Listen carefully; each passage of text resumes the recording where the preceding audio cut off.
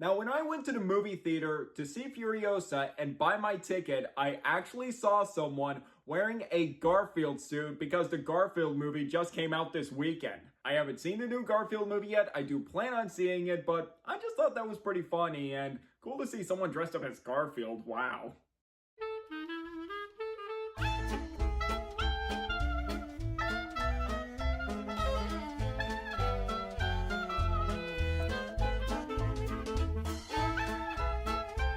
Hey movie buffs, I'm Jack Benner, and welcome to my review of Furiosa, a Mad Max Saga. Furiosa, a Mad Max Saga is now the 5th film in the Mad Max franchise, and this is a prequel to Mad Max Fury Road from 2015. George Miller, who has directed every single Mad Max movie, is back behind the camera for this, and this film stars Anya Taylor-Joy and Chris Hemsworth. Set before the events of Fury Road, it follows the origins of Furiosa, who in this film is played by Anya Taylor-Joy, focusing on when she was taken as a child by the evil warlord Dementis, played by Chris Hemsworth. She fights to survive as a slave of Immortan Joe until she gets revenge on Dementis. In the year 2015, George Miller has returned to the Mad Max franchise in full force with the release of Mad Max Fury Road. It was an interesting challenge for George Miller to return to the Mad Max franchise with a new continuation ever since the Mel Gibson trilogy from 1979 to 1985. And when Fury Road came out, it received immense critical acclaim, claiming it to be one of the best action movies ever made. And the best Mad Max movie since The Road Warrior. I remember when I first saw this movie in theaters in 2015, and when the credits rolled, I immediately told my dad it was one of the best action movies I have ever seen. And now almost 10 years later, oh my god, I can't believe it's almost 10 years old. I feel so old. Fury Road stands as not only a monumental achievement in action filmmaking, but filmmaking in general. From the marvelous and jaw-dropping action spectacle that George Miller crafts here, a technical achievement with breathtaking cinematography, probably some of the best action cinematography I have ever seen, great film editing. And one of my favorite aspects about Fury Road is that it mostly relied on practical sets and effects. Over 80% of this movie was done practically. And CGI was used sparingly, and it was a great blend of incredible practical effects and great CGI work. And it's got fantastic performances. Tom Hardy did an excellent job filling in Mel Gibson's shoes, and Charlize Theron was outstanding as Furiosa, one of the best and badass action female heroes in any movie. And I also love Nicholas Hoult as Hux.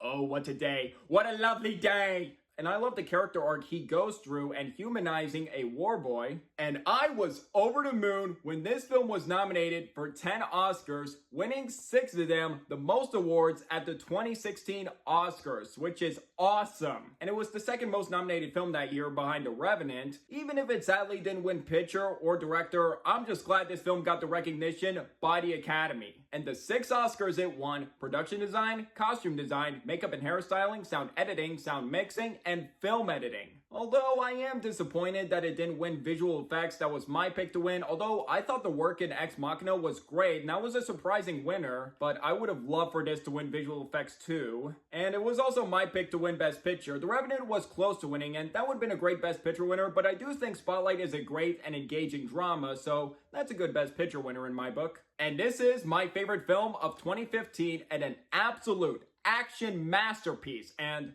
the best action movie of the 2010s decades, runner-up being Skyfall and Mission Impossible Fallout. Now, when it was announced there was going to be a prequel centered around Furiosa, I was engrossed by the idea of a prequel because I felt like there was a lot to explore with her character and backstory, plus the factors of George Miller returning to direct and great actors such as Anya Taylor-Joy and Chris Hemsworth starring in it.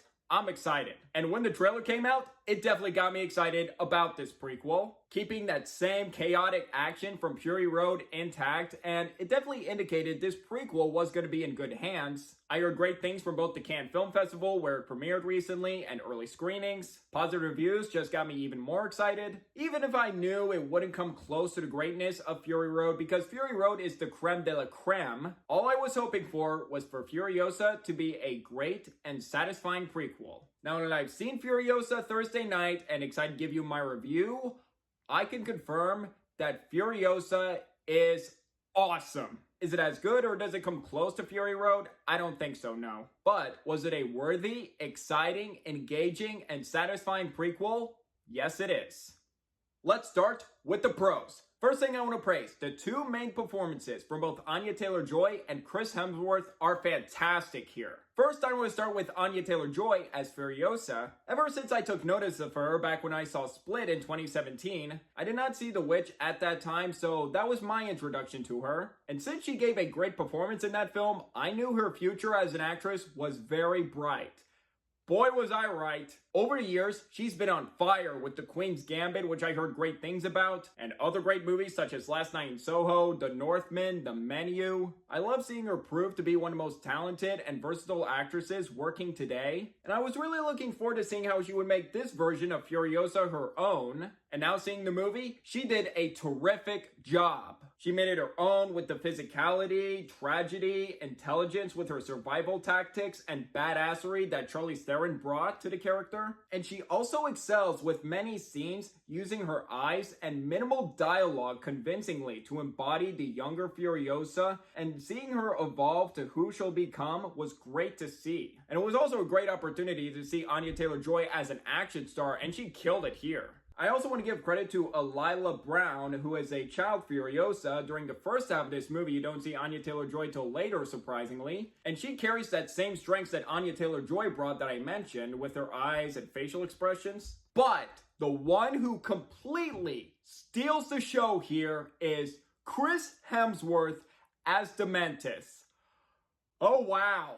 It was an absolute treat to see Chris Hemsworth gleefully sink his teeth into a maniacal villain role. Hemsworth injects a commanding presence with such charisma, tension, and maliciousness in every scene, making for an unforgettable antagonist performance. And I was just so excited to see him pop up again and curious to see what he was going to do next. And not only that, there's a monologue scene he has at the end of the movie that fleshes his character out.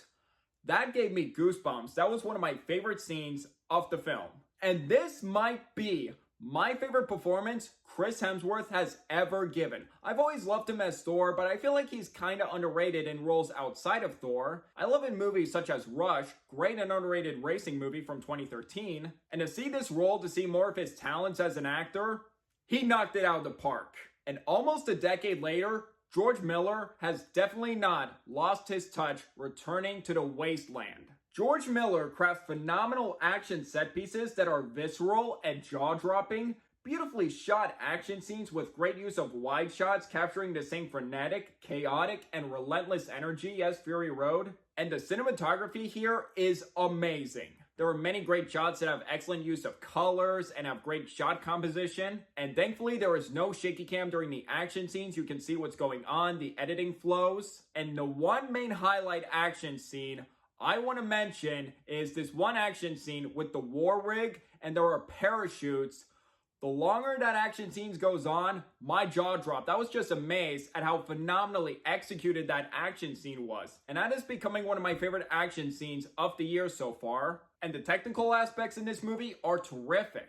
The sets, costumes, makeup are all fantastic. And I'm still happy this film relies on practical effects and locations. As much as I really enjoyed the trailers of this movie, one thing I was concerned about, I love the practicality in Fury Road, and there were some shots in the Furiosa trailers that got me worried it was going to be too CG heavy. But luckily, that didn't bother me when I saw the film, and I could definitely tell, okay, there were still a lot of practical effects used, and it definitely still looked like it was shot on location, which was awesome to see. So I'm still happy that visual effects approach from Fury Road is still applied here. But most of all, what I appreciated about this movie was Miller does an excellent job at expanding the lore and world building. Seeing more of the world building, the different places they go to, more of these characters, making it feel more immersive and fascinating. Really getting to see an expansion of this post-apocalyptic setting was very interesting to see, while also giving a tragic backstory for Furiosa to be invested in. The first half of this movie,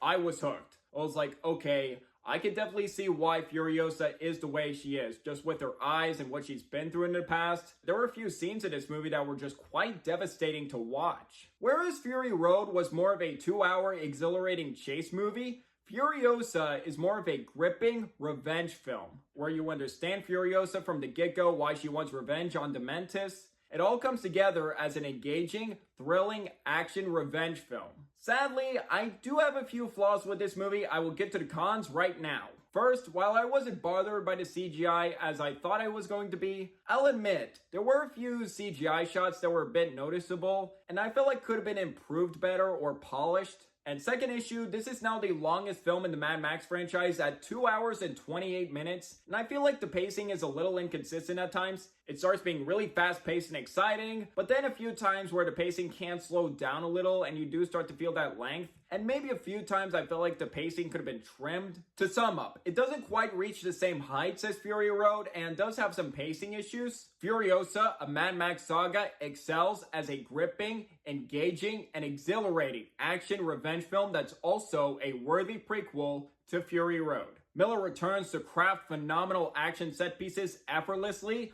Anya Taylor-Joy and Chris Hemsworth are fantastic here, and it's a riveting story that not only provides an extra layer of depth to Furiosa, but also expands the lore and world building. I would definitely recommend this movie to you if you're fans of the Mad Max franchise, or if you loved Fury Road like I did, definitely go see this movie. And if you're excited about this prequel, you love Furiosa and Fury Road, definitely go see this movie. Along, if you've been interested by the idea of a prequel about this character, definitely go see it. I do want to let you know, don't go into this movie expecting another Mad Max Fury Road. Go in expecting a riveting action and a worthy prequel. If you have never seen Mad Max Fury Road, I would advise you to watch that movie beforehand, because Furiosa actually does tie into Mad Max Fury Road. I was like, okay, I can see how these movies are connected. And also do watch Mad Max Fury Road because it's absolutely incredible in every way. Definitely go see Furiosa this weekend. I'm excited to hear your thoughts, and definitely see it on the biggest screen possible. A movie like this deserves to be seen on the biggest screen in any way. And now to grade it, I'm going to give Furiosa, a Mad Max Saga, 4.5 stars out of 5, an A-. I'm satisfied that this prequel did not disappoint me at all, both exciting and worthwhile. And it's crazy to think that George Miller is almost 80 years old and makes exhilarating action movies like these. That's amazing. And I hope he continues to make many more Mad Max movies as he wants. I would love to see Tom Hardy return for another Mad Max movie, whether a continuation after Fury Road or maybe another prequel that sounds interesting. I'm definitely down for more Mad Max movies in the future. And this would so far be my third favorite film of 2024 so far. 3 this, 2 Civil War, and number 1 is still Dune Part 2. And so far, my favorite film I have seen this summer. And May has started off with a few good movies, and this was the first one that was like, yep, this is a great one. And hopefully there will be many more great movies this summer. And now for any Oscar predictions. Now, since Fury Road received 10 Oscar nominations, including Best Picture, winning 6, what are Furiosa's chances? Upon seeing the movie, I don't see it getting into picture or director for George Miller, because I think Dune Part 2 is definitely locked for picture and director at this point, and it's probably going to dominate the technical categories. And I've heard a few people say, could Chris Hemsworth get in for Best Supporting Actor? Since Charlize Theron did get an Oscar nomination for Mad Max Fury Road, she should have. I don't really see the same happening for Chris Hemsworth as much as he was incredible in this movie. I don't know if he'll make it in, and maybe it might be a competitive year where he might be overlooked. I think it's likely to get in at the technical categories, but I don't know, maybe 1 win, but not as much as Fury Road won. I think it can get in for production design, costumes, makeup, could possibly win there. Sound, and maybe it might get in for visual effects. We'll see how competitive that category gets with other films getting in for visual effects, but I think this could have a chance to get in, or it might not get a nomination. So those are my Oscar predictions for Furiosa, and we'll see how this film performs throughout award season. So I would like to hear from you guys. What do you guys think of Furiosa, a Mad Max Saga, if you've seen it? Do you agree? Disagree with my review? Or if you haven't seen it, are you interested in seeing the film or not? Let me know down below. Did you enjoy hearing my thoughts on this movie and want to see more reviews like this in the future? If yes, please hit that like and subscribe button if you're new here, and don't forget that notification bell for my next upload in the future. It really means a lot. All my social media links are in the description down below. You can find me on Twitter, Instagram, and TikTok. And if you want to see any more of my written reviews, I do have a Letterboxd account, so if you'd like to follow me on there as well. And until the next video, I'm Jack Benner, and look forward to another movie review.